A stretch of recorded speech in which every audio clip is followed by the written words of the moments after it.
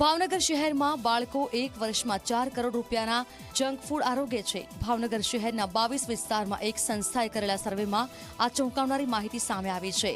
બાલ સેનાના 124 બાળકોએ એક સપ્તાહમાં 51 દુકાનમાં સર્વે કર્યો, જેમાં 1 થી 5 રૂપિયાની કિંમતમાં 103 પ્રકારના કુલ 1,20,000ના જંક ફૂડનું વેચાણ થતું હોવાનું સામે આવ્યું છે, જેનો વર્ષે હિસાબ 3 કરોડથી વધુ થાય છે। ઉલ્લેખનીય છે કે જંક ફૂડ બાળકો સહિત મોટી ઉંમરના લોકોના સ્વાસ્થ્ય માટે ખૂબ જ હાનિકારક છે।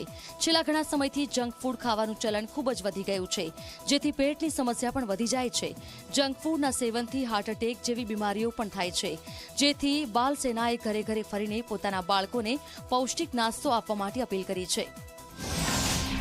વાલીઓને પણ સમજાવવા ગયા હતા અને અમારો જે પોઈન્ટ છે લાખાજીનગરનો, તેના ઉપર અમે બેસીને બધા સર્વેની માહિતી આપી વાલીઓને। તો અમે તો 22 વિસ્તારોમાં સર્વે કાર્યરત હતો, તેમાં અમે 135 કે તેનાથી વધારે પડીકાઓનો સર્વે કર્યો છે। પડીકાની અંદર છે ને હું આવે શું નહીં એના વિડીયો અમુક હતા, એ પણ અમે એને અમુક વાલીઓને દેખાડ્યા હતા અને એ વિડીયો છે એ જોઈને એને એ વાલીઓને એમ થયું કે બાળકોને એને નાસ્તો બનાવી આપવો જોઈએ ઘરેથી અને પડીકા બંધ કરવા જોઈએ।